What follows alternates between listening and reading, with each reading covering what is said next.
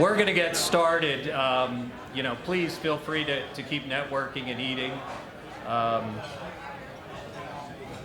Again, welcome to everyone. It's so great to see everyone here for this afternoon's monthly membership luncheon.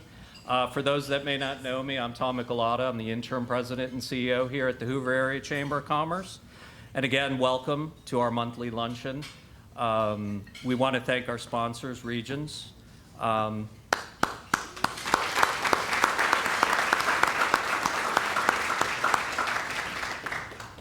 Tyler, to you and your team, and Sarah and everybody, thank you for what you do, and also for being our newest Elevate Hoover partner. It's a lot of money.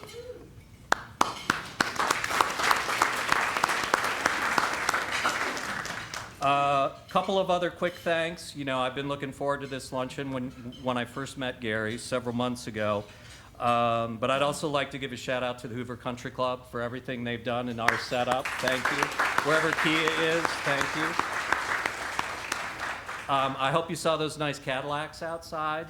So Jeff and Dutch and the team at Cadillac of Birmingham, I don't know where you are, but thank you for doing that for us. And our other partners, Tradition Physical Therapy, I don't know where they are here, but you saw that table out there. They're one of our newest chamber members. We thought it was great synergy, Tradition Physical Therapy, Regions Tradition. Their title is Putting More. I just thought it was great synergy to have them be a partner today. As well as you saw the table out there from Grace Klein Community. Where are you, Liz? There you are. Thank you. And as always, Neil Duke and his AV Services, thanks for wiring us up for this event.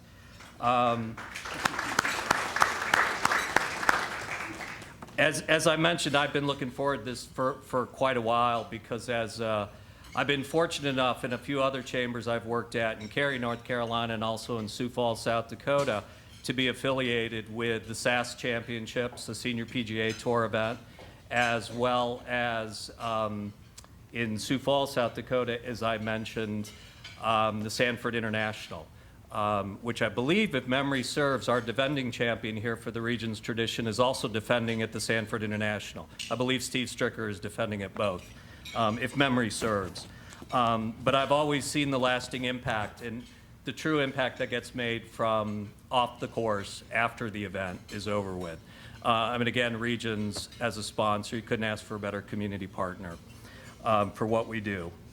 But you're not all here to listen to me. We've got some great presenters that are going to talk to you more about the event as well as to learn about Gary Christian's unbelievable journey. So now it's my pleasure to make a few remarks. Our 2024 Chair of the Board for the Hoover Area Chamber of Commerce, Rowan Porbanderwala.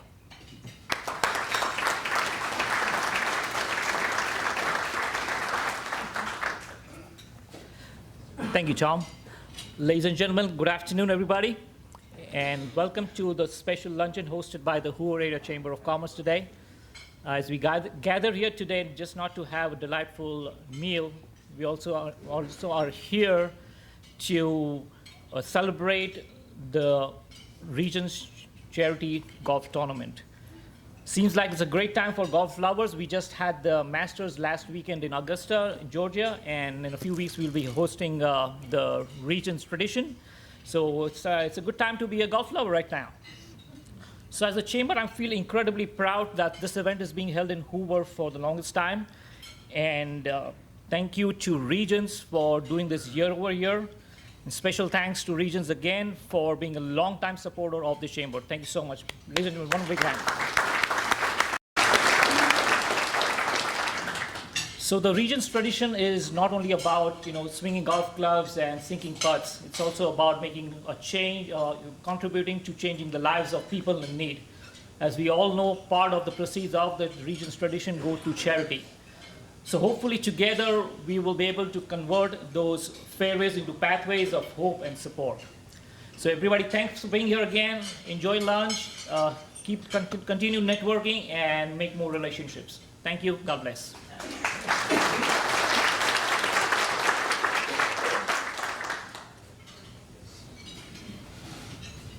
And now for our invocation, I'm going to introduce a man that I'm sure everybody knows and loves, Reverend Tony Johnson from River Chase United Methodist Church.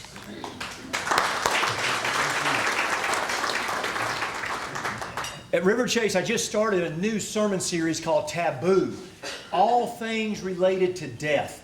Now, who does that, right? Well, we do. But oddly enough, just last Sunday, I used a golfing illustration, and I thought that's only fitting after sitting down with Gary for a little while. And how many of you play golf? Anybody into golf? Well, you'll know those rabid golf players, and Gary was probably one of those at one time. But I heard this story that there were these two golfing buddies. Everybody has a favorite golf buddy. And they were out golfing, and it was late in the afternoon. They didn't get the tee time they wanted. And one of them's about to tee off, and right when he puts the ball down, gets back, he's loosening up, don't want to pull a hammy or anything, and he sees a funeral procession going down one of the roads right alongside the golf course, as many golf courses have. And right there in the middle of it, he decides to take his hat off, place it upon his chest, just for a moment of silence as the funeral procession goes by. When he's done, he puts his hat back on, and right before he's getting ready to swing, his buddy said, "That's one of the most moving things I have ever seen you do. What came over you?" He says, "Well, I got to be honest, I was married to her for 37 years. It was the least I could do."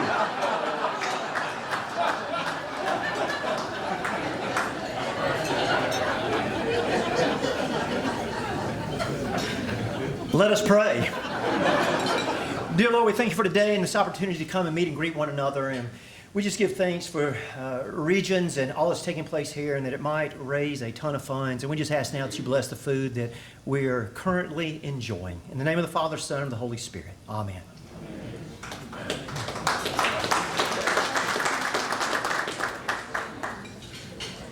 He's always a tough act to follow up, so I'm going to ask everybody to stand for the Pledge of Allegiance.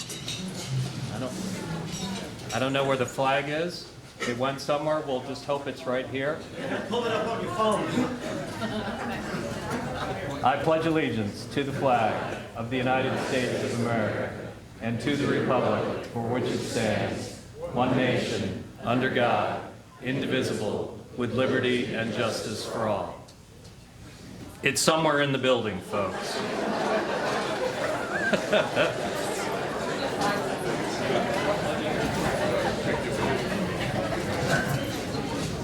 Before we get to hear from Gary, I did want to recognize some special guests that are here today. I'm going to start to my table on the left from Hoover City Council, Steve McClinton. Steve, could you?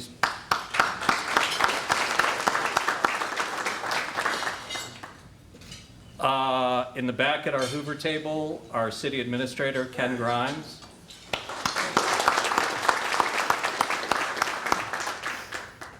Could I have the board raise your hands, our Board of Directors?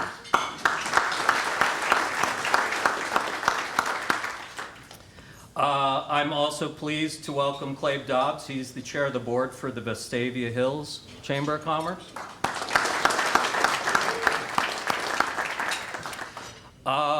Ambassadors, wave your hands. Where are?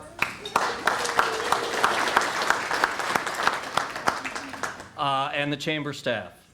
I see some of them there. Andy's back there.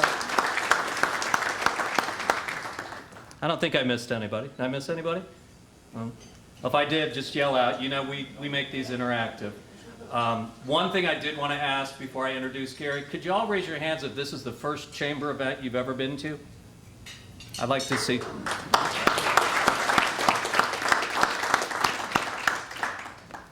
Thank you and welcome. We certainly hope to see you at many, many more. So let me introduce our guest speaker today, Gary Christian. Gary comes with a rich experience in the world of golf, spanning both his playing career and broadcasting roles over the past 8 years. Beyond his successes, however, Gary is a perfect example of living the ultimate underdog story. After moving to Alabama from London, England in 1991 to pursue golf at a collegiate level, he spent the next 20 years almost making it until finally qualifying for the PGA Tour in 2011. As a 40-year-old rookie, get out, man. I was going to say he still looks 40 years old too, and has more energy than all of us put together. As a rookie, again, before his career-ending knee injury just 2 years later. Now Gary's a well-respected on the PGA Tour, within the PGA Tour community, and is known for his on-course commentary and insightful interviewing style. Leveraging his skills and experience from his professional golf career, Gary inspires as he relates his wealth of knowledge from professional sports and sports media business and leadership to entrepreneurs. Gary was born in London, England. He moved to Alabama in 1991 for his education on an academic golf scholarship to Wallace State. He graduated with honors from Auburn University. I'm waiting for anybody to... Okay. In 1995 with a BA in Mass Communications. His career transitioned from 1996 to 1998. He was the membership director at Inverness Country Club. 1998 he turned professional. From 98 to 05, won almost 30 mini tour events. Gary, I'm sorry, I've read all your bios many, many times, but when you say it out loud, it's just like, wow. I always have those because I'm just looking at them, reading them to myself before we get here. From 2006 to 2011, he was a member of the Korn Ferry Tour, winning 2 events, the 2009 Northeastern Pennsylvania Classic and the 2011 Milan Classic. In 2011, Gary finished 9th on the Korn Ferry Tour money list, qualifying him for the PGA Tour as a 40-year-old rookie. From 2012 to 14 as a PGA Tour member with notable achievements such as making the FedEx Cup playoffs in 2012. His transition into his broadcasting career from 2015 to 2017, Gary's been a studio analyst for Sky Sports UK, covering the PGA Tour. And from 2015 to present day, he's an on-course commentator and studio analyst for PGA Tour Live on ESPN+. He's also, since 2015, been an on-course commentator for the Golf Channel and NBC Sports. And from 2021, he's been an on-course commentator for ESPN. In addition to that, I got to take a breath now to keep reading on with this. In addition to everything else that Gary has accomplished in his career, he's also a global golf ambassador. Since 2022, he's been a golf ambassador for Golf Traveler UK, hosting golf trips worldwide. And I think when you get a chance, I know many of you in the room already know Gary, but I think when you get a chance to hear his journey up close and personal, it'll showcase his resilience and versatility, making a significant impact both on and off the golf course. Please welcome Gary Christian. Thank you.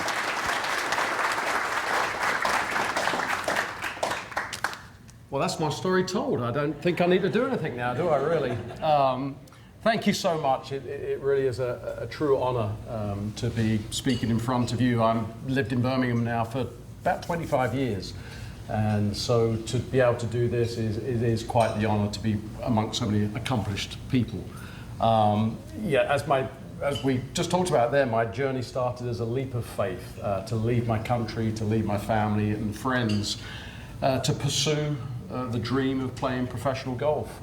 It was a story of resilience, of perseverance, something that takes that long to happen. You're going to have to demonstrate those personality traits. And I was very fortunate to be around the right people, having the right people around me. Actually, there's one of them right over there, who helped the journey. I found the ability to pivot when things didn't go well and have to change, in effect, business plans in the middle of things, which I think probably all of you can relate to in that, it relates to sports, to life in general, and to business. And so this is kind of that story. The PGA Tour, as we know, is very much, I think we'll call it a youth-centered organization. The average age now is under 30. Just seen Nick Dunlap at 19 as a college sophomore, which I can't get my head around, winning a PGA Tour event. So how did a 40-year-old, undersized, under-talented golfer make it onto the PGA Tour? Well, we'll see where the journey takes us, eh? It all started like most people, their dad got them into the game. I still have my original set of clubs. My mum and dad went to a rummage sale. I got some clubs about that long in a little shadow box at home. That is actually my proudest memento of a journey that I've taken. And you know, my dad just taught me the fundamentals, but like everyone else, went into the team sports at school: soccer, cricket, rugby. I found pretty early that I don't like being tossed around like a rag doll playing rugby. I'm not exactly the ideal size for that. So golf became quite the thing for me, I think. In about my mid-teens, I went very quickly from a 25 handicap to a scratch player, and was a pretty good golfer. Played in a lot of amateur events in the south of England, and unfortunately, I had to work for a living. So. Which is highly unusual for a PGA Tour player. I had a real job for 2 years. I was wait for this, a pensions administrator. And if you think that sounds boring, try doing that job. It's 10 times more boring. So I was playing twice a week at the weekends. Everyone else was playing 7 days a week. And I had that built-in excuse, and I knew there was, man, I can be as good as these players, but I just don't have the ability to compete on an even playing field. So my mum and dad and I sat down, and we kind of, you know, we scraped together some money, and there was an American company that put together trips, like golf tryout trips, and we came to Orlando, and it was not exactly the most organized place. We stayed at this place called the Coco Expo. I don't know what it is. I don't know if any of you have seen the film Cold Is, but I think it was filmed there. It was Spartan, to say the least. The days weren't very organized. The first day they dumped us all off at Cocoa Beach. A bunch of pasty English people who hadn't seen the sun in about 3 years. It didn't go well. So I woke up the next day before the most important round of my life with sunburns, water blisters, and so my new routine before I hit a shot was get over it and then just peel the shirt off with all the blisters just attaching to my body. So didn't play great, but played well enough for Wallace State to offer me a spot on their team. I didn't actually get a golf scholarship. I just got a spot. So fortunately, I qualified for an academic scholarship fairly soon after. The coach, when he picked me up, actually, he said, the first thing he said to me was, "Now, I know you foreign boys, you know, you like to party a bit." I said, "Okay, yeah." He said, "Now we're in a dry county." And so I was trying to figure out how the two things could relate. I thought, well, he's telling me there's a drought in Alabama, and he's asking about me partying. I couldn't quite put the two together, and he explained it. And yeah, it was quite a culture shock coming from London to a dry county in North Alabama. But I played great there for 2 years and got a scholarship to Auburn. Had a great first year. I was all SEC.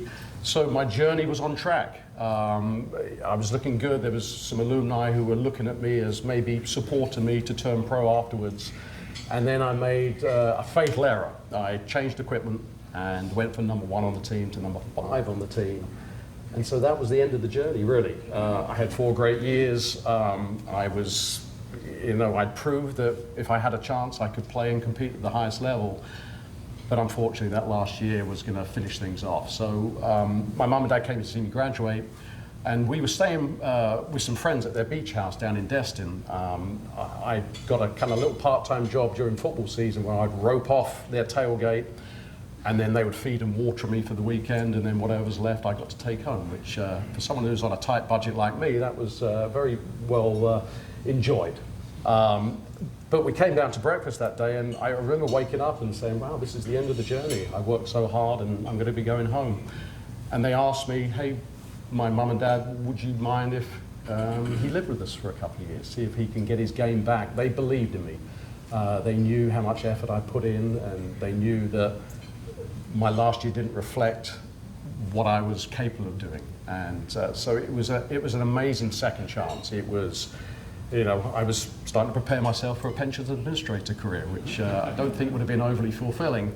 And so I got that second chance. I lived with them. I got better in my first year, shooting around par, not good enough to turn pro.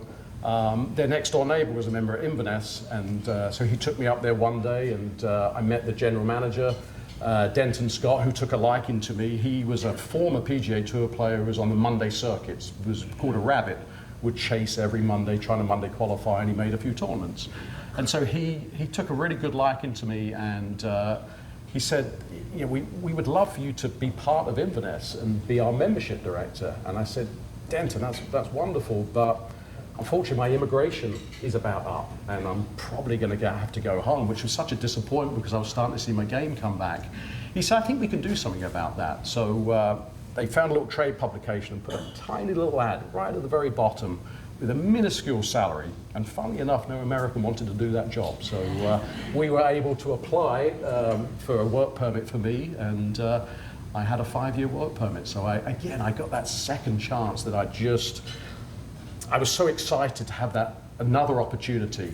And that year kind of reflected that. I started playing better and better, and now I'm shooting the 60s every single time. When I went to another course, I'd shoot par or better. Still not good enough to turn pro. In the interim, I was playing the odd event with the money I'd saved up from being a membership director, and I would go down to the Emerald Coast and the Gulf Coast and live in an Auburn van. Didn't have air conditioning, obviously didn't have very good facilities, so when it was hot outside, it was hot inside. When it was cold outside, it was cold inside. And so you learned toughness. You learned if you really, really wanted to do this, these were the sacrifices that you had to make to show you and everyone else that you're prepared to do whatever it takes to get to that level of playing professional golf. Well, the next year, everything finally turned around. Every time I played Inverness, I shot in the mid-60s. Every time I played another golf course, I shot in the 60s. Now it was time, it was ready. People started to get interested in my career, and there was a group at Vestavia Country Club who put a group of sponsors together, and there's a young man over there called Chris Metcalf who was part of that. A nice English fella who was friends of mine through where I lived in Irondale, and I'm pleased to say the seed money they put in, they didn't have to add any more for the next 6 years. I made money on the mini tours every year, which is quite an achievement because it's very hard to make money on the mini tours. What it did, it taught me to win. You have to learn how to win, and there's no sort of coasting in trying to find a top 10 to make a nice check. If you won, you made money. If you finished second, you made money, and pretty much outside that, you lost money for the week. So over that course of the time, I did win about 30 times, but there was a piece missing. I would win every single year, I would make my sponsors money, but I would get to qualifying score, which is the hurdle that you've got to get over to get onto the PGA Tour. I'd make it through first stage every single year, no problem at all. At second stage, I would play myself into a good position and then find a way in the final round to mess it all up. And when you mess it all up, you start from scratch again on the mini tours. And you now have another year to wait to have another opportunity to get on the PGA Tour. And so I did this 5 years in a row of that constant disappointment. I always played at the Ombre down at Panama City. That's a long, boring 5-hour journey after you've just messed everything up for another year. So I did a lot of thinking, and I said, I can't keep going on like this. I cannot keep doing the same mistake and having the same results. I'll circle back a little bit to slightly earlier in my career. I talk about mentors, and I had two incredible mentors. Dave Reagan, who some of you may know, former Ryder Cupper, finished runner-up to Jack Nicklaus in the PGA Championship one day. He befriended me, and I would just sit and talk and listen to him. I wanted to find out everything that it took to be a PGA Tour professional and a successful one. And he was so generous with his time. He didn't need to do that for me, but he did. I think he knew I was a good person, and he was paying forward what he knew. And he gave me a bunch of papers about that thick. And it was some golf psychology stuff. And I kind of looked at it, but I was, I guess, immature. Maybe at that time everyone was the same. We didn't really think about that kind of stuff. That's kind of mumbo jumbo. You just practice hard and you get better, and you don't need that stuff. So I put it in a box. When I lived in Dallas for a couple of years, I met another guy, same kind of relationship. He was a genius clinical psychologist. He was actually the first American to present to the Russian Institute of Science in communist times. He was that highly respected. He gave me a bunch of audio tapes about relaxation and emotional stability and everything that you needed to kind of transform your characteristics to become successful. Same thing, I kind of put it in the box and set it aside. So I'm making this drive home from qualifying school after having failed again, and starting to contemplate things. You know, am I really cut out for this? You have to have the self-belief, but if the same results are happening, there's something that's lacking. And so I got home, I've been married just a few years, we have a newborn child, and I said to my wife, we've got to change something. We have to do something different. I have to change how I approach things. So I said, I'm going to go sit in my little study for a little bit and just see if I can figure things out. And so I just sat there. It's not a very big study, so I didn't have too long to look at stuff. But there's some trophies and some lovely pictures and all these achievements that I've had. That reminded me how good I was. But my office was a little untidy, and I thought, well, let me just tidy this up. I opened the closet. As you do, tidying stuff, you just chucked it in the closet.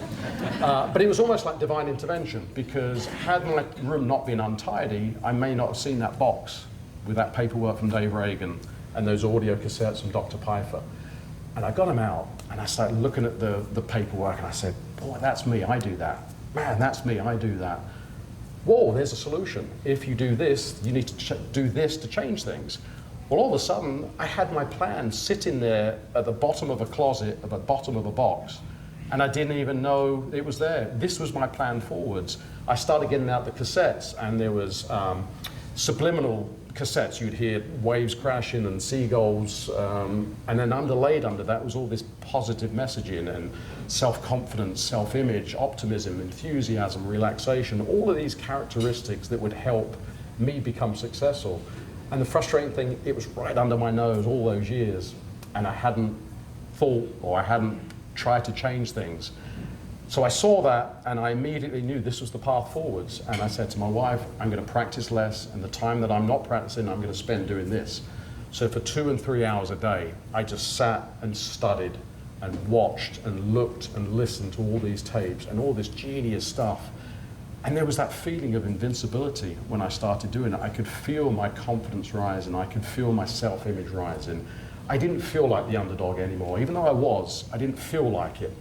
These subliminal tapes were amazing. The guy said, go putt. Go hit 5 15-foot putts. And so I did that, and you know, a couple went past, a couple were just around the hole, one went in. He said, now put on the cassette, where this is the old Walkman days, so I had the strings coming down and everything, and I played this positive thinking tape. Every single putt went 3 feet past the hole, purely from just this positive thinking that I wasn't aware of, but it was getting into my subconscious. So I did this religiously every day of my life, along with incredibly strong visualization. I think all of us out here, when we become successful, we have a plan or we have a vision that we want to happen. And if we can imagine it as clearly as possible, then that will manifest itself. The brain or the subconscious can't tell the difference between a real and a vividly imagined experience. And so I practiced visualizing as clearly as I could. And from anything, from the feel of the wind on my face, the smell of the grass, the temperature, every single thing I imagined as vividly as possible. Well, that next year, it was just an incredible transformation. I played about 25 events. I never finished outside the top 6. I was playing poorly half the time, but found a way to turn what was the previous year 74s into 70s and 68s into 65s, and had a tremendously successful year. Made it through the first stage of qualifying school. Second stage, had a great first round. I thought, this is it, we've got this beaten. Had a very poor second round. Now, in previous years, I would have spent the rest of that day practicing, obsessing, worrying, all of those things that I'd done every other year to that point. I put my clubs in my car, I went to the beach, I got barefooted and walked up the beach, and all I did was use my techniques that I'd worked on so heavily to imagine hitting the best shot of the year. Throughout my whole year, I would go back to that point and remember the best shot I hit with a lob wedge, best shot I hit with a sand wedge, all the way up through the driver of the putter. And at the end of that, I'd given myself an hour of incredibly positive messaging. That night, I slept like a baby. I woke up, I played the 2 perfect rounds of golf, comfortably made it through second stage of qualifying school. Through final stage, I made it to the Corn Ferry Tour, and I had 6 years on the Corn Ferry Tour. So it didn't exactly happen overnight for me, but I won in 2009, my 4th year on that tour. And again, the power of visualization was so apparent. I remember at the start of the week, I dreamt, or I imagined making a 4-foot putt to win the tournament. And funnily enough, coming to the 72nd hole, I had a 4-foot putt. I didn't know what it was for. It turns out it was to get in the playoff. But again, the brain doesn't know the difference between a real and an imagined experience. I made the putt as confidently as I could possibly make it, right in the middle, and then prevailed in at the time, the longest sudden death playoff on the Corn Ferry Tour. It was 9 holes. I probably should have got paid more for all that extra golf. And so the confidence now was there. Okay, I can win at the mini tour level. I can win at the Corn Ferry Tour level. Now my next step is just to get to the PGA Tour, because I know that will translate. I just barely missed out getting the top at that time, 15, to get my PGA Tour card that year. I went to final stage of qualifying school. Top 25 gets their cards to the PGA Tour. I finished 26th. And that was a hard journey home. One shot over, I think at that time it was 6 rounds of golf, not 4 rounds of golf. It was just, it was an absolute soul destroyer, being so close. You're on the precipice of reaching this childhood dream, and it was 1 shot away after all those holes I played. And so that next year, I kind of struggled to recover a little bit from that experience. I played okay, but nothing special. But then rededicated myself at the end of 2010 with the mental, with the emotional side, and just everything. Again, I felt invincible. That next year I came out, played great. All my stats were incredible. Top 20 in basically every category on the tour. And I went home to England. And yeah, the people who are around you know you best, the people who have played with you all those years. And they all said, man, you walk differently, you talk differently, you shoot 64 every time we play with you, you're ready to play on the PGA Tour. And sometimes that's kind of all you need, that little boost from friends, just to remind you how good you are. And I went back 2 weeks later and won in Pittsburgh at the Milan Classic. And I got an amazing picture. I held off Kevin Kisner down the stretch, which was a pretty good achievement. He was a pretty decent player. But Arnold Palmer grew up in Latrobe, not far from where the course was, and he was the honorary tournament chairman. And someone took a picture of me making my, I don't know, 6-inch putt to get my PGA Tour card, and sent it to him. He signed it. He sent a letter with it, like he did with people who won around the world. And again, that's just another one of those amazing mementos of the journey. So there I was. I was a 40-year-old rookie on the PGA Tour. I got interviewed, and I think it showed that it meant a lot to me. I was crying. It was sunscreen in my eye. I can assure you of that. There was a little emotion as well, but I made the mistake of just rubbing it right as I was about to make my 6-inch putt for my tour card. I couldn't actually see the hole, so fortunately I aimed pretty well. And so, you know, sometimes the journey is more interesting than the actual destination. I'd worked so hard to get to that point, and the goal was reached. And so, you know, I'm trying to figure out, okay, what's next? And, you know, I was trying to reset goals. I've made the goal that I didn't think I could reach, and I reached it. And so here begun the rookie season of a 40-year-old rookie. And there was a great film at the time, and they adopted the moniker for me. I was the 40-year-old PGA Tour virgin. So got some nice publicity for that. But it was just, when you think of all the hard work and all the disappointments, everything that had gone wrong and all the time it took, those first few months just really put into perspective how fortunate I was, how lucky I was, how much the hard work was all worth it in the end. Just the first few events on their own were just amazing. I played golf with Janet Gretzky in the Corn Ferry Tour Pro-Am the year before. And she said to me, oh, if you're ever in LA, give us a shout, you come stay with us. Well, there's 2 lessons to that. Number 1, that's very generous of you. Number 2, never do that to an English person, because they will always take you up on that. And so in December, I called Janet, and she said, oh yeah, great. So my first experience as a PGA Tour player was a chauffeur-driven limo at LAX from Wayne Gretzky to take me to his house. And his pool house that I stayed in was quite spectacular. So went from there to Hawaii, and it was weird because I was wondering how I was going to react standing on the tee for this lifelong dream that had taken 20 years that I'd left my country for, I'd left my friends for, and I stood on that tee, and I don't know if I felt empty, but it felt like, okay, like what now? This is, I was expecting to be overwhelmed by the situation, and it was just another round of golf, and I hit a 3-iron down the fairway, hit a wedge to 10 feet, made birdie. First hole as a PGA Tour player, I thought, this is pretty easy, I'm going to enjoy this. The next hole, I tweaked it into a palm tree and lost it, made double. So we went from the sublime to the ridiculous. But I missed the cut there, flew to Palm Springs. President Clinton was hosting the tournament. And so I got to spend 5-10 minutes, I think I was talking health policy or something with him. There's a great picture of me like this with him, and that's proudly over my mum and dad's house when you walk in. And you know, for a working class lad from London to be pictured with a president of the United States is a pretty impressive moment. But I belonged after that tournament. I made the cut, I shot 64 in the final round, finished in the top 15, and again, whew, there's that little nice out breath where you can relax. Okay, I'm ready for this level of golf, and just, you know, felt comfortable.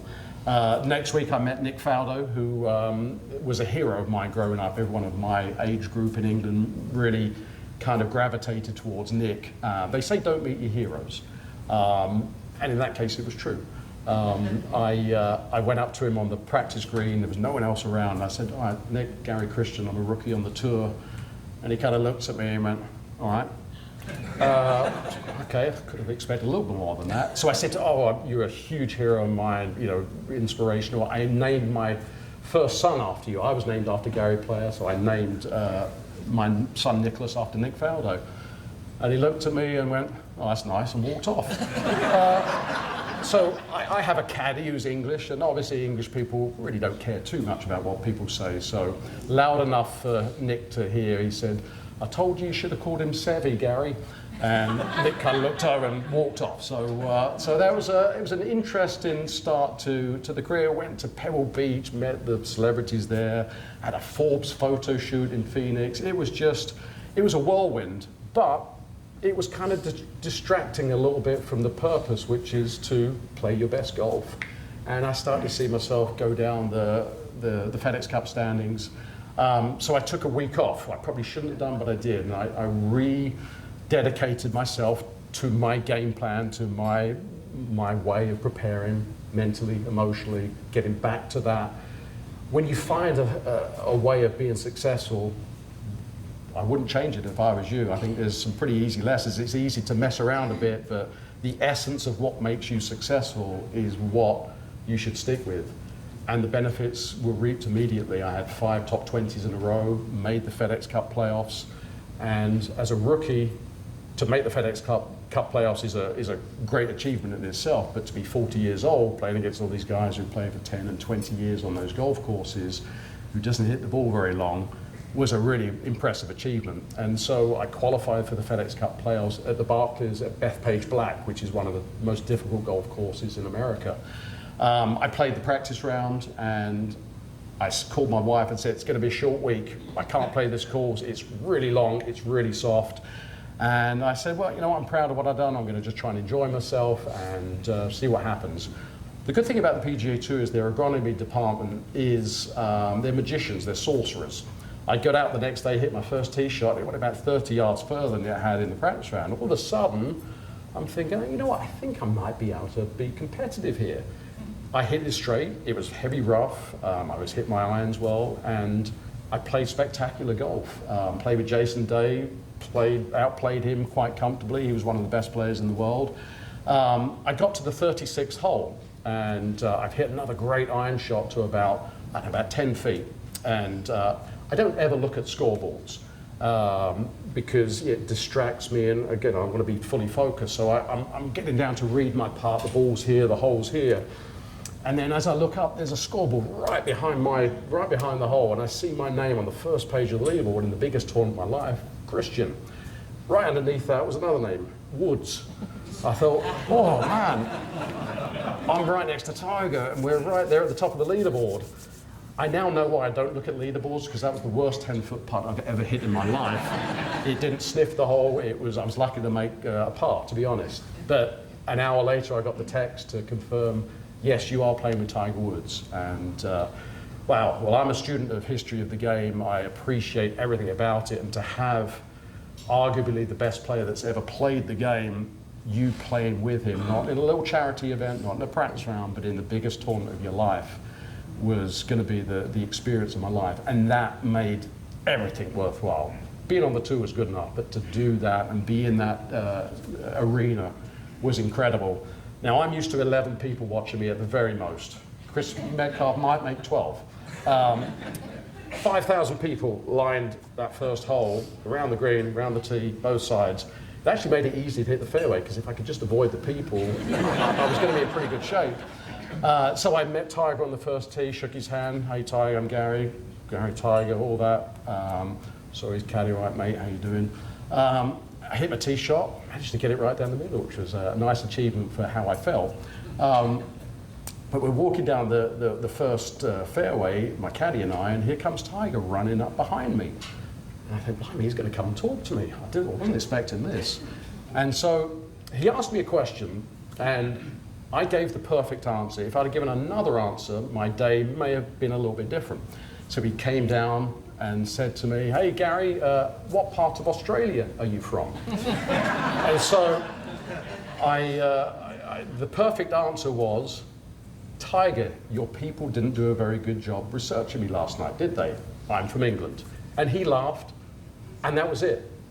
He was immediately at ease, I was at ease, and we spent basically every hole walking down the fairway just talking. And so the ability to learn, listen to Tiger, how he's thinking. You know, I asked some quite probing questions about competitive golf, and he was very generous with that. What I found was he was a very, very normal, down-to-earth guy, just trapped in superstardom. I actually I hit a shot that I probably should have just dropped the clubs after that and quit. I hit one in a bunker. I had a 4 hybrid out of the bunker. It clipped the top of the bunker. It went way up in the air, and it landed in the middle of the green, and it spun as well. And Tiger was a little bit further on. He turned around. I can't repeat the actual words he said, but let's suffice it to say he was quite impressed. And as I said, that should have been, I should have quit right there. But we had some lovely chats, and there was one moment that really struck and stuck with me. I was walking down one fairway with him and said, Tiger, this has been an amazing privilege to play with you. I've really enjoyed, you know, how gracious you've been. You've been so interesting to talk to. But you know what? I hear what people say. I see what you go through every single day. I wouldn't swap my life for yours or anything in the world. And you know when someone looks at you and just looks at you and thinks, man, I wouldn't mind being completely anonymous like this guy, just once. And I felt sorry for him, because it is just so difficult being trapped in the superstardom that he's in. And you don't really get to see the real Tiger. He has to be so guarded at all times. He can't answer questions honestly. And you know, it was really enlightening for me to see that up close. But that got me through the end of the year. I was on the tour the next year, but again, I don't think I quite recovered from that experience. I didn't reset my goals high enough for the next year. I got off to a slow start, and it was one of those things that just, I couldn't get going. And so again, I went back to the mental side of the game and finally saw a little bit of something coming through in the summer of 2013. I played with Ricky Fowler in the last round of the Travelers. We both shot in the mid-60s, played great. I'm playing with one of the best players in the world. I've matched him shot for shot. And again, had that belief. But the last 2 holes, I made a couple of putts like this, and it didn't feel real good. I made them both, but I felt kind of jittery, a little bit shaky. But I made a really nice check, and I got to fly out that night, and I'm sitting on the aeroplane, and my heart rate's still 125 about 3 hours later. And I said to myself, man, I'm not sure if I want to do this anymore. I don't like the way this makes me feel. And that's where maybe a little bit more divine intervention came in. I think 3 weeks later, the TV show The Bachelor ended my PGA Tour career. I was in the Canadian Open, and I wasn't on The Bachelor, don't worry about that. My wife and I used to love watching The Bachelor together. She was in Alabama, I was in Canada. We were going to text, and I don't like the heat. It was 70 degrees, and I thought, man, I think I'll just go for a walk. I don't think we'll worry about the Bachelor this week. And so I walked around Lake Ontario, there were some rocks. I slipped off the last rock. My ACL tore, my MCL tore, my patella tendon tore, and my meniscus tore. So my kneecap was somewhere over here, jiggling around on that left side. And that was basically the end of the career, all because of the Bachelor. And so I tried to come back a couple of times, had a couple of ACL surgeries and tore it again in tournaments. And so I had accepted that was the end of the career. But I had one more great experience up my sleeve. The week before I was going to have my final surgery, I got a call from the tournament director at Pebble Beach. They had someone drop out at the last minute and wondered if I would like to play Pebble Beach. So tough decision. Last tournament as a proper pro, Pebble Beach. They pay you, they fly you out there, you stay at the Inn at Spanish Bay, all your food and drinks free, and your wife gets a spa certificate as well. Tough one to turn down.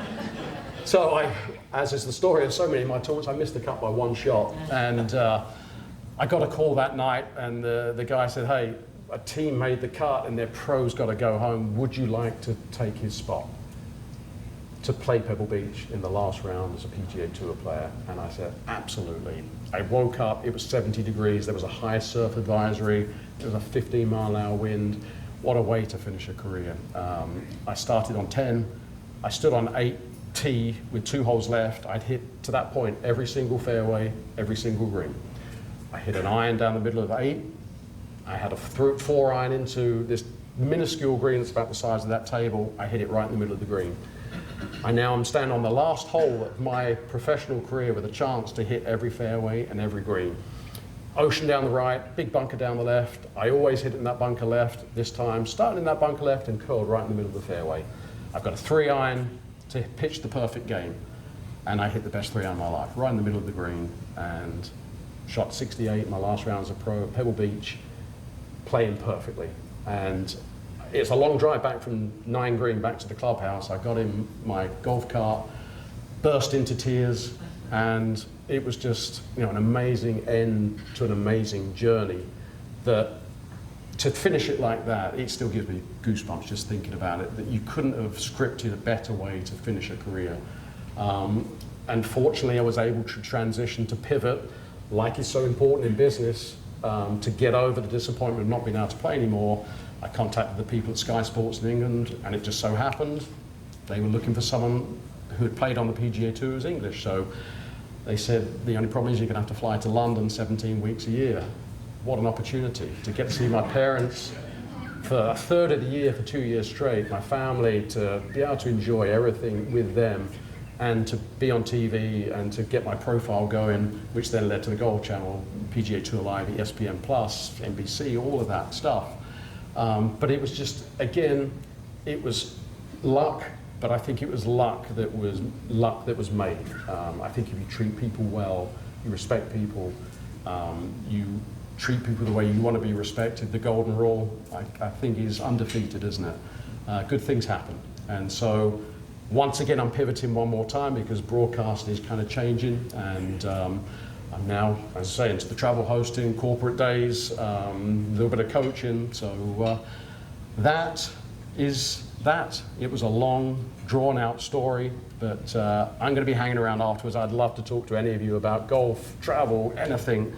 I'm an open book. You can ask me any question, but again, I really appreciate you allowing me to tell my story. I'm proud to live in Birmingham. I'm proud to call this home. So thank you for listening. Thank you. Thank you.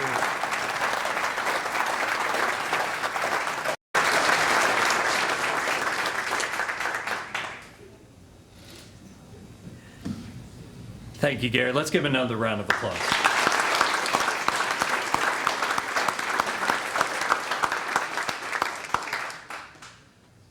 And now it's my privilege to introduce Gene Hallman from Eventive Sports and to brief us on the region's tradition. Gene is currently president of Eventive Sports, which was formed in 1995 by Gene and Ronald Bruno.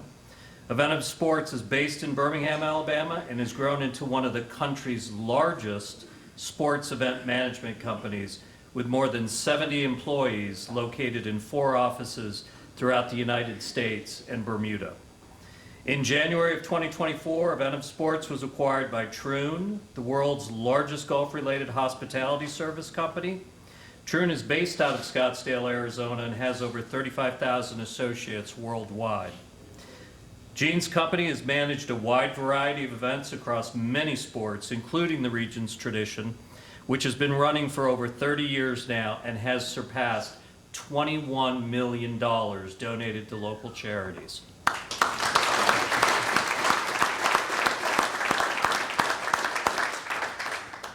Other events managed by Gene include the 1996 Olympic Soccer at Legion Field, Children's of Alabama Indy Grand Prix, U.S. Senior and Women's Golf Opens, the SEC Baseball Tournament, Magic City Classic, the United Football League and the Birmingham Stallions, Davis and Fed Cups from tennis, the WBC heavyweight title fights, women's and men's national team international friendlies, and the World Games in 2022.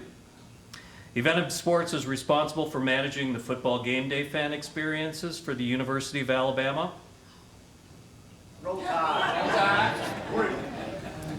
I figured I'd pause there just for a moment. Auburn University, UAB, and Alabama State University.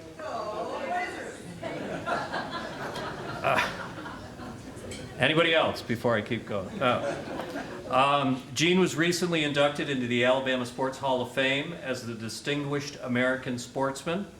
He received his bachelor's degree in economics, a man after my own heart, as an econ major, from the College of Charleston, and I couldn't get into that college, by the way, and a master's of business administration degree, magna cum laude, from the University of South Carolina.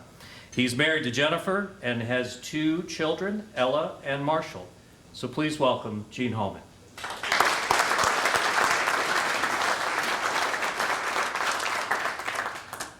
I promise I'll be brief. One lesson I learned today is to never follow a speaker with a charming British accent.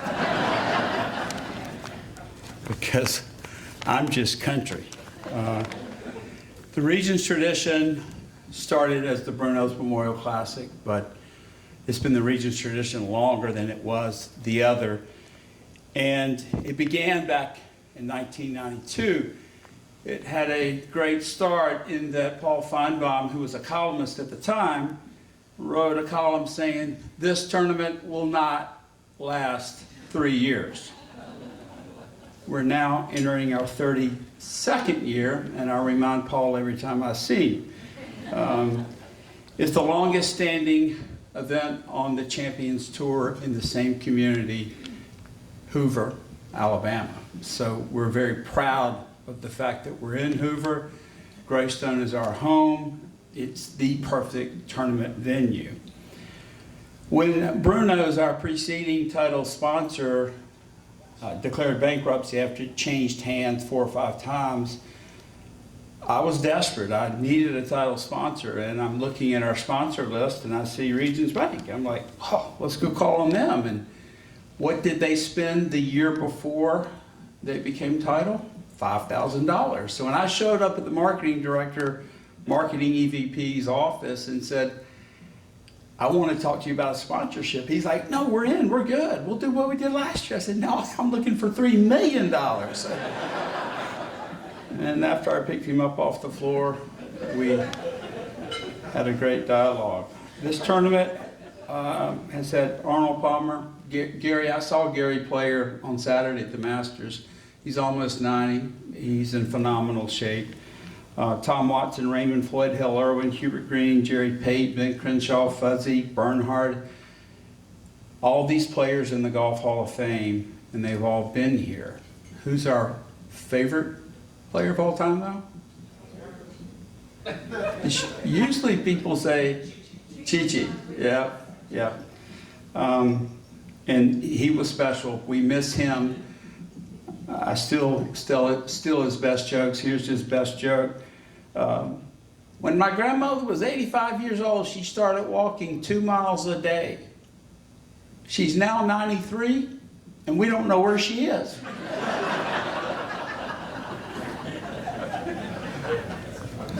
Celebrities, Bob Hope hit the first tee shot.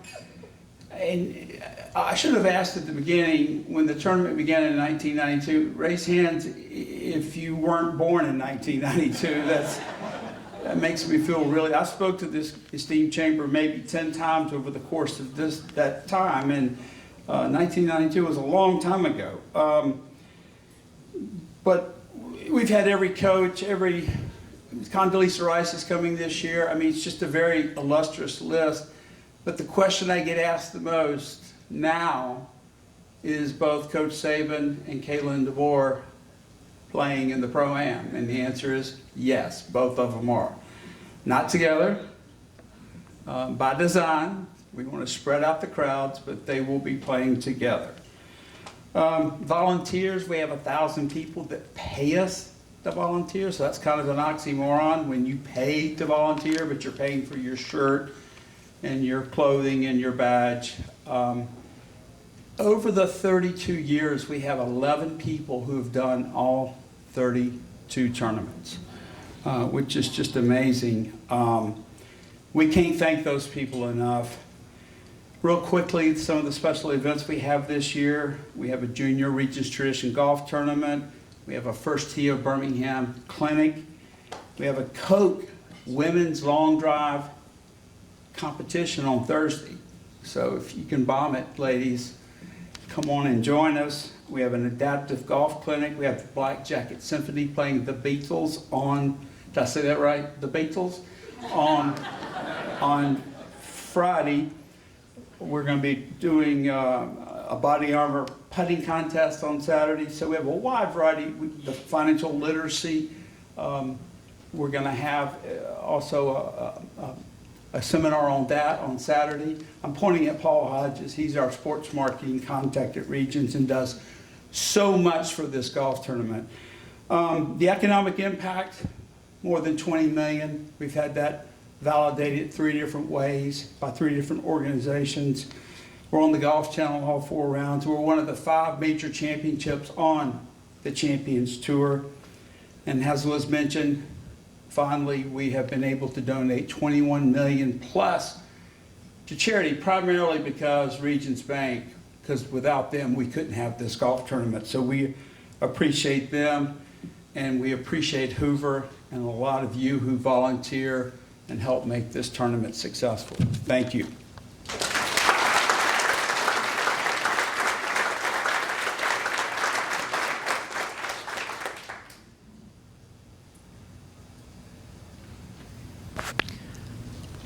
Thank you, Gene. Now we're going to take a few minutes as we normally do, and we're going to introduce our new members.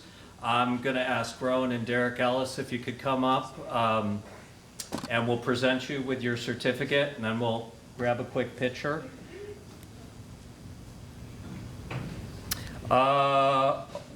And I would like to let you know we're introducing 14. I'm not sure if they're all here today, but to add to our 10,000, boy, I'm being, you were like, wow, we're wishing we're that, to our 1,075 plus chamber member family. Affinity Recruiting. Come on up.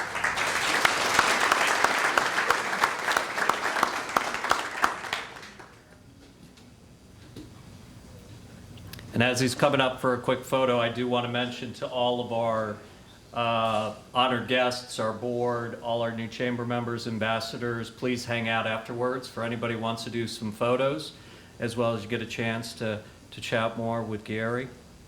Our second, Vector Security, Inc.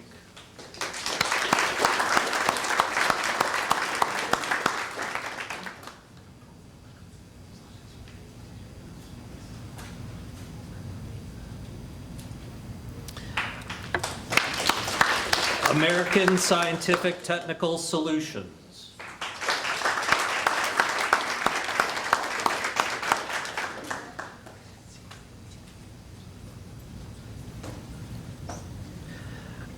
Turtle Creek Enterprises.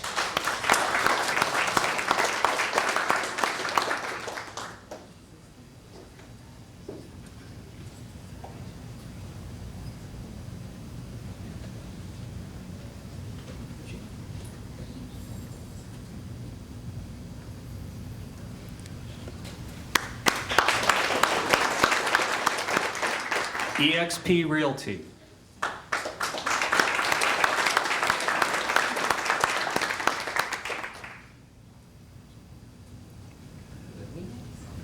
I just have eXp Realty. I know that's you.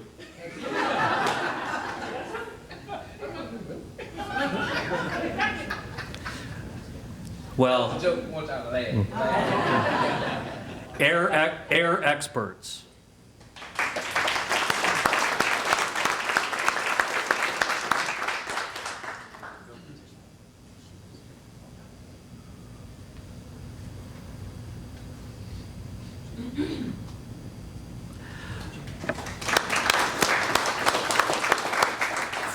Fortenberry Marketing.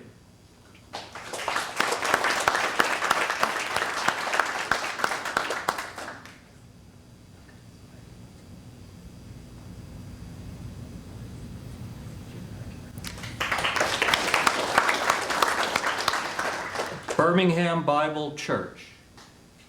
Do we have anybody here? Mr. Drippy Plumbing. I know we have someone from Mr. Drippy.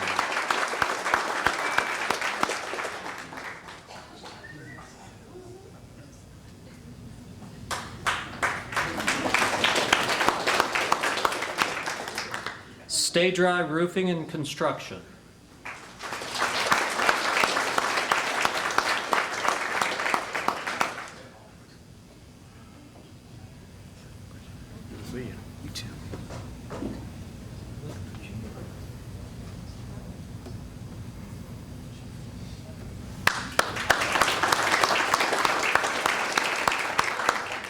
I know Paige had to leave, but Operation Hope. Is there anybody else here from Operation Hope?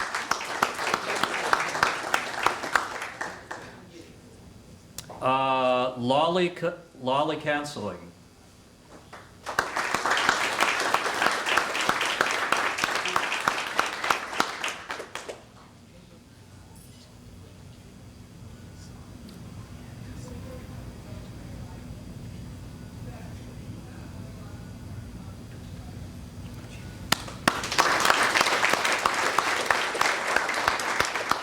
Two men and a woman.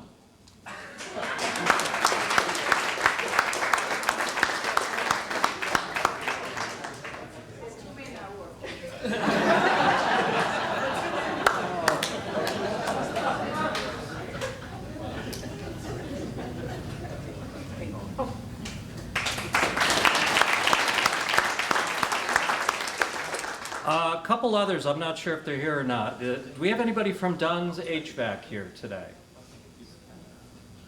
Okay, how about BKM Law Firm? I just wanted to check and not forget any of our new members. How about J. Pickering Law Firm? Just want to make sure we have there. I'm going to ask Derek and Rowan to stay up here, but let's give a round of applause to all our new members.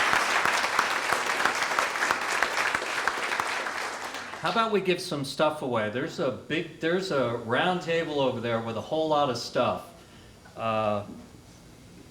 We're going to start with the bike, though. There's that nice green. There's our bowl. There's that nice green bike by Regions. Is there anything you want to mention on that, Tyler? Or a standard tradition, but come on up and pull it for us. If you win, though, you gotta sign a form for us. Well, here I got. Well, yeah, I forgot to ask before we start. Has everybody got a business card in there? And don't worry, Tyler, I got the waiver right with me, so, you know.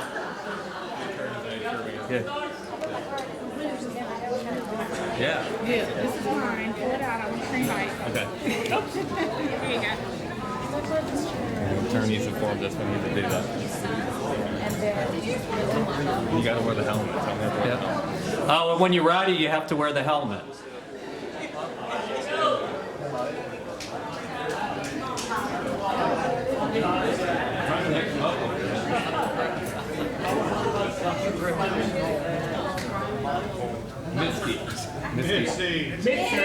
Mitzi from Enjoy Hoover.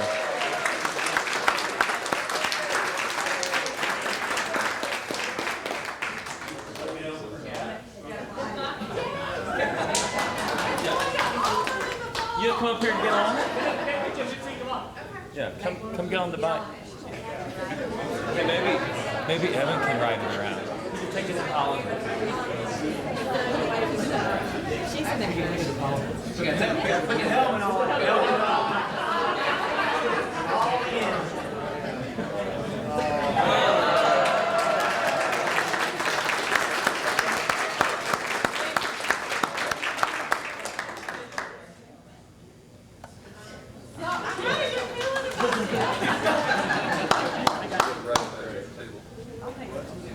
Thank you, Regents.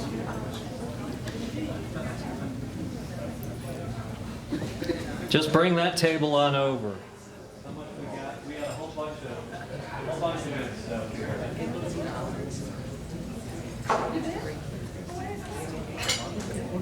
I'm gonna look and see what you're giving away. If they're the 4 sleeves of golf. This is from David Custard and our friends at ACCI.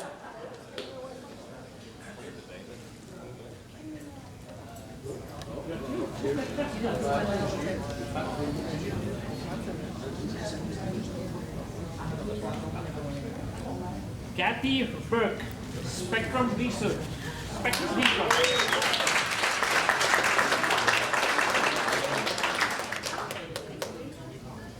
Pull one. What are we doing next? We have a set of a sleeve of 4 golf balls that were donated from Traditions. Oh, we've already picked the winners. Okay. Bryant Rich, Andrew Burke, John Helvey, and Corey Russell have won a sleeve of Titleist golf balls. Are all you there?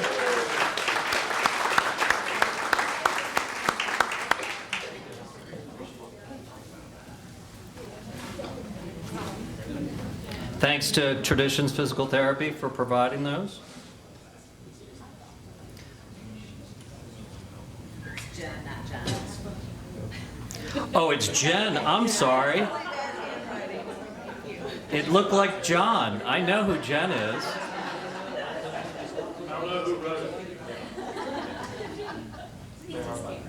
All right, this is for the Visa card. This is a $25 Visa gift card.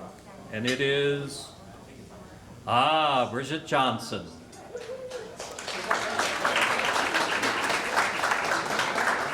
Come on up.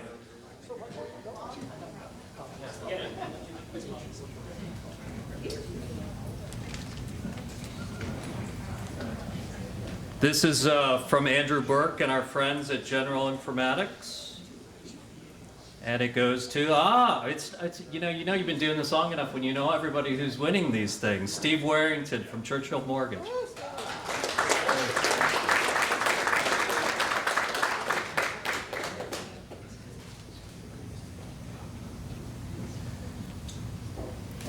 Okay, we have another $25 gift card.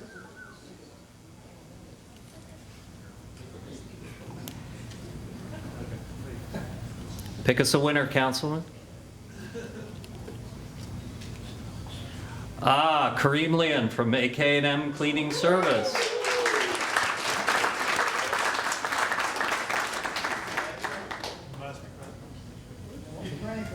See, now at the event we were at yesterday, you didn't have to be present at the ribbon cutting, and we were kind of saying,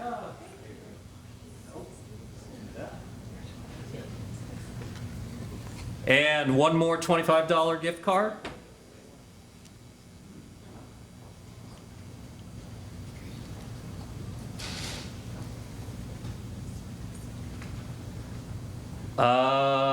Any reason to plan, and I can't see it too well. Is it Tara Weiss?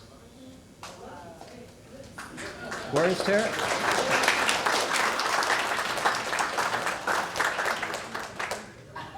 Okay.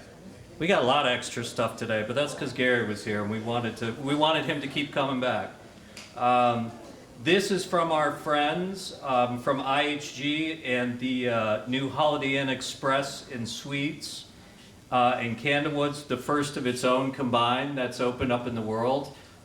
We were at the ribbon cutting yesterday with our chamber friends from the Bessemer Chamber, as well as, what was the other chamber? Hueytown. to cut that. It is the first dual brand Holiday Inn Express and Candlewood Suites in the world, we were told. The second one was just approved yesterday in Europe, but we have the first one in our backyard. This is an overnight stay there, compliments of John Letourneau and Tracy Chanel, their general manager. Blake Atwell from Affinity Recruiting and Consulting.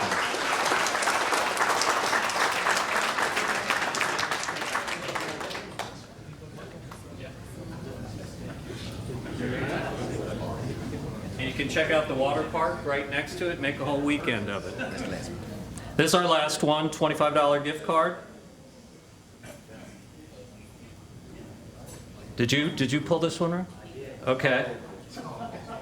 I don't even need my glass. Frida Dale from Faulkner University.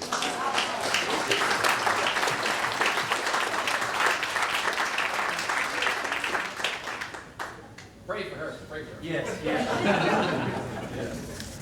She's an ambassador of ours, so congratulations to y'all. Thank you, Rowan and Derek, for doing that for us. Just a couple of quick things, and we'll let you go. Some upcoming events. If you haven't had your fill of the Hoover Area Chamber tonight from 4 to 6. Oh, wait a minute. We did not. We did have one more prize. I wrote it on the back of my business card. Was it not on the? Paul, stand up and just.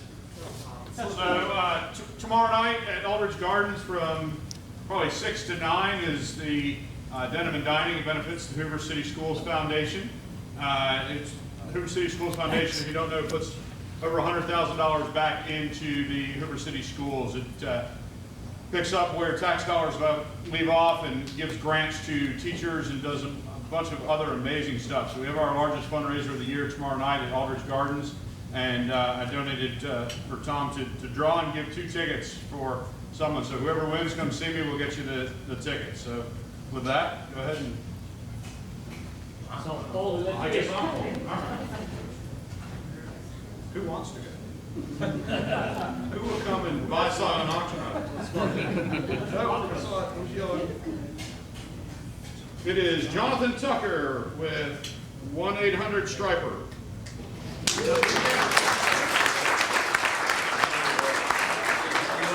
Is he here? Yeah. Got to be here to win it. We'll go with Andrew Butler with Reliant Media.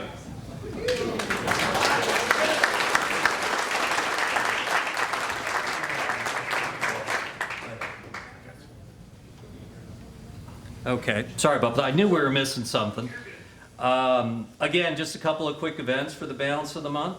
Like I mentioned, if you haven't had enough of the Hoover Area Chamber or want to enjoy more of us, tonight from 4 p.m. to 6, we have our We Run on an EOS event at Trim Tab Brewing, the entrepreneurial operating system. You'll be able to meet with all 8 of the cohorts and learn more about their programming.